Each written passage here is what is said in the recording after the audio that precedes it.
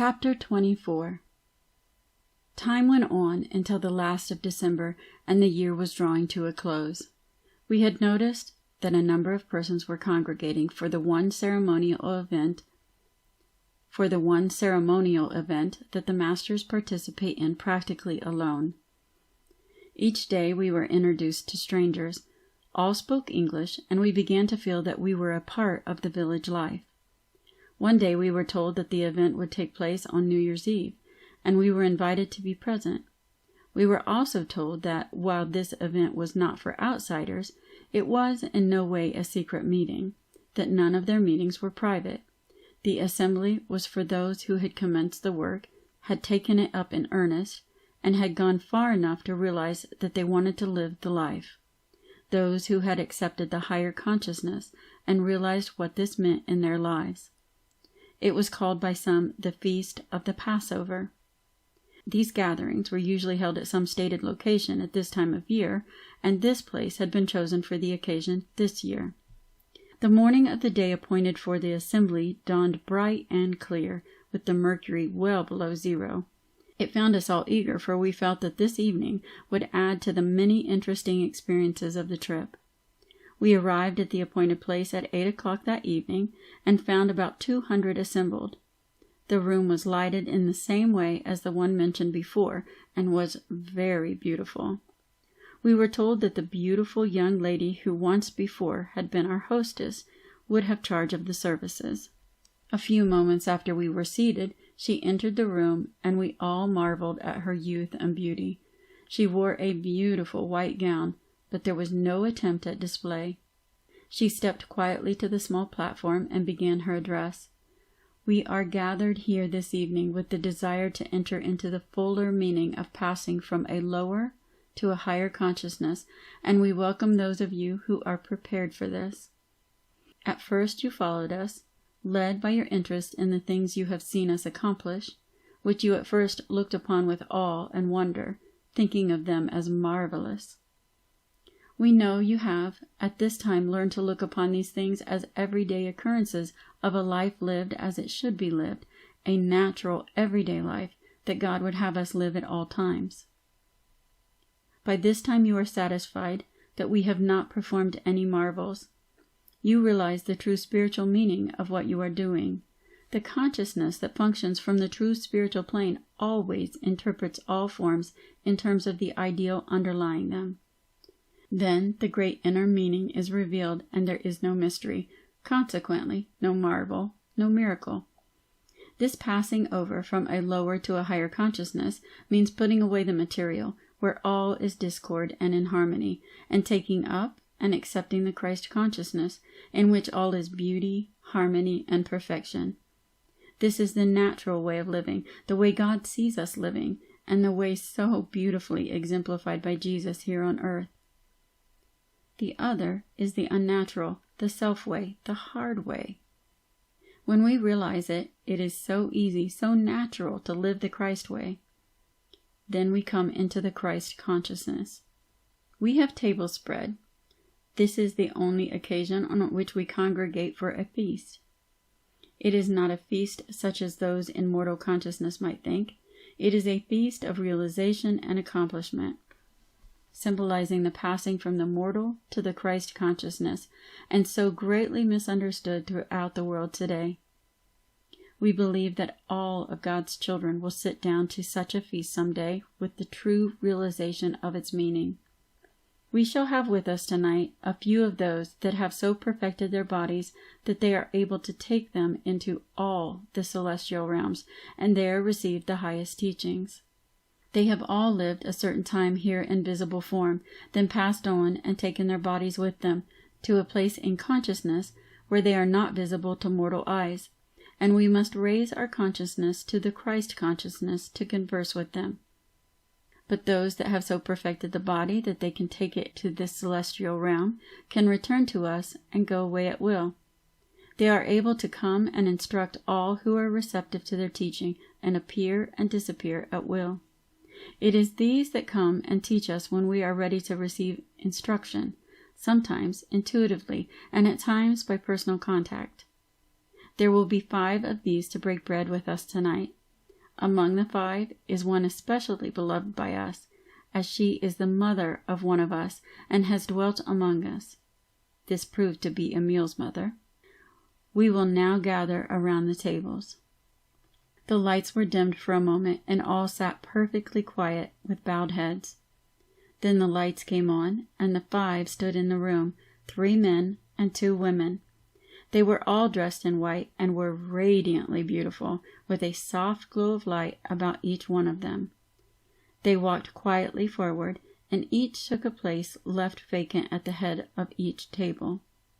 Emil's mother took the place at the head of our table, with our chief at her right and Emil at her left.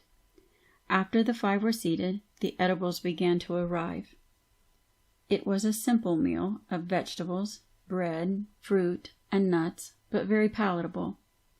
The talks that followed were chiefly instructions to those who had assembled for the occasion. They were given in the native tongue and were translated by Jast. I will not include these talks, as the greater part has already been given. Emil's mother, the last speaker, used perfect English, and her voice was clear and concise. These were her words.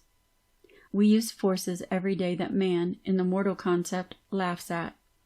We who are privileged to see and use these are doing all that we can to have men see and know what they are keeping out of their lives by the thoughts they are holding of the perfect things that are right and at hand, ready and waiting to be taken hold of.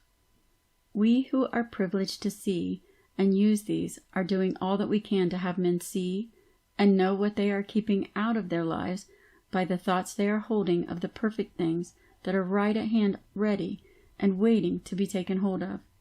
As soon as these forces are taken hold of or appropriated by man, they will be far more real and living than those things that man clings to so desperately in the mortal, clings to because they can be seen, felt, and handled or contacted through the limited mortal senses. You will note that all our comforts in this room and those you are occupying, such as light and heat, and even the things you have eaten, are prepared by one of these forces. You may call it light rays, or what you will. We see it as a great universal power or force, which, when contacted by man, will work for him far more effectually than steam, electricity, gasoline, or coal, yet we call it one of the least of the forces or powers. This force will not only furnish all the power needed by man, but it will also furnish heat for all his needs, at all times and in all places, without the consumption of 1 pound of fuel of any kind. This force is perfectly noiseless, and if man will contact and use it, it will stop a great deal of the noise and confusion that now seems unavoidable. This power is right at hand all about you, waiting for man to contact and use it. When he does contact and use this force, it will be far simpler than steam or electricity. As man is able to do this, he will see that all modes of power and locomotion that he has devised are but makeshifts that he has brought forth in his own mortal concept. He has thought that he himself has brought them forth, and he has in this way brought forth only that which he could contact with the mortal senses. He has brought forth imperfect things.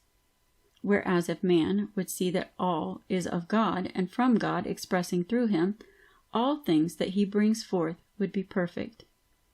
Man, having free will, has chosen the hard way, and instead of realizing his sonship with God and using all that God has, he will go on in the hard way until he is driven to realize that there must be, and really is, a better way. He will eventually know that God's way is the only way. Then he will express the perfection that God sees him expressing right now. Do you not see how you must be centered in the Father within you, drawing the whole of your good from him? And how every force of your nature is to operate from the divine self? In the beginning of all expression is God, the Father within. Else God could not be expressed or brought forth. Here, one of our party asked what power or force our thoughts and words had upon our lives. She held out her hand, and in a moment a small object was lying in it. She said, "Let me drop this pebble into this bowl of water." You will see that the vibrations caused by the pebbles coming in contact with the water radiate from that center in ever-widening circles until they reach the rim of the bowl, or outer edge of the water, where, to the eye, they seem to lose their force and stop. What really happens is this. As soon as the vibrations have reached the limits of the water, they start on their return journey back to the place where the pebble entered the water, and they do not tarry until they reach that center. This exactly represents every thought or word we think or speak. The thought or word sets in motion certain vibrations that go out and on in ever-widening circles until they compass the universe. Then they return, as they went forth, to the one that sent them out. Every thought or word we think or speak, be it good or bad, returns to us as certainly as we send it forth. This returning is the day of judgment spoken of in your Bible. Every day will be a day of judgment thereof. The judgment will be good or evil, just as the word or thought sent out is good or evil. Every idea, thought, or word becomes a seed. This seed idea is sent out, planted in the soul, held in mind, becomes a conception later to be brought forth or expressed in physical form. Thoughts or ideas of perfection bring forth perfection. Thoughts or ideas of imperfection bring forth imperfection. The sun and earth combined will produce, with equal willingness, the mighty banyan or the smallest flower if the seed is planted. It is in this way that the soul and spirit respond to the call of man, and that for which he asks by word or thought he receives. The only thing that has separated man from heaven is a mist of material thought that man has created around heaven, and this has given rise to the mysterious that surrounds all things divine.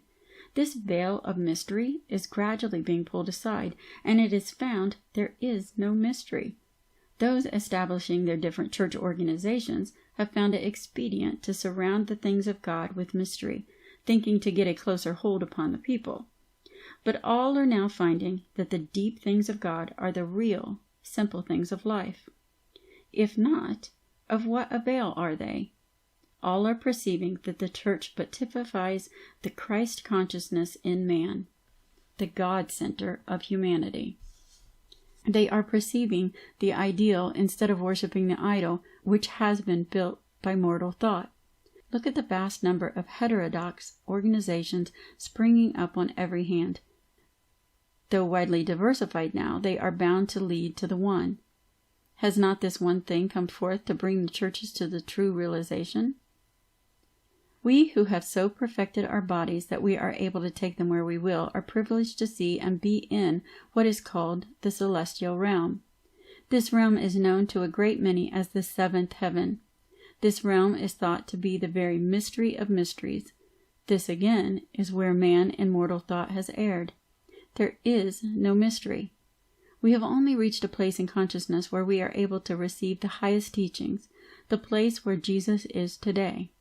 It is a place in consciousness where we know that by putting off mortality, we are able to take on immortality, where we know that man is immortal, sinless, deathless, unchangeable, eternal, just as God is and as God sees man. A place where we know the real meaning of the transfiguration, where we are able to commune with God and see Him face to face. A place where we know that all can come and receive and be as we are. We know that before long the consciousness of all will be raised to the plane where we can talk with them face to face and see eye to eye. Our withdrawal from their sight is but the raising of our consciousness above that of the mortal, and by this we become invisible only to those in mortal consciousness. We have to look upon three events, one that happened long ago, the one that typifies to you the birth of the Christ consciousness in man, the birth of the babe Jesus. Then the one we can see coming when your great nation accepts and realizes the Christ consciousness. Then we love to turn to the third and last, the greatest of all splendors, the second and last coming of the Christ, when all know and accept the Christ within, and live and unfold in this consciousness and grow as the lilies grow. This is the atonement, at one-ment. As she finished, the invisible choir began to sing. The room was at first filled with music which ended in a solemn dirge. Then there was silence for a moment, and the choir again burst forth with one glad riot of music, with each measure ending in a boom like the stroke of a great bell. This continued until 12 had been sounded, and we suddenly realized that it was 12 o'clock, and the new year was here. Thus ended our first year with these wonderful people. Addendum. In presenting these notes of experience with the Masters, I wish to emphasize my belief in the powers of these Masters and in their demonstration of the great law, a law that must carry a profound message to the whole human race. They proved conclusively that there is a law that transcends death, and that all humanity in its evolution is slowly moving forward to understand and use it. The Masters say this law will be brought forth in America, will be given to the world, and then all may know the way to eternal life. This, they acclaim, is the unfoldment of the new age. None of the manifestations referred to in these notes were the materialization of the ordinary seance. Far from it. It was the higher expression making the body visible and invisible at will, a glorifying and spiritualizing of the flesh. There is a God law, and human beings will soon inherit it, become illumined, and use the body with understanding in full masterhood. There is no question but these people have brought the light through the long ages, and they prove by their daily life and works that this light does exist just as it did thousands of years ago. Baird T. Spalding.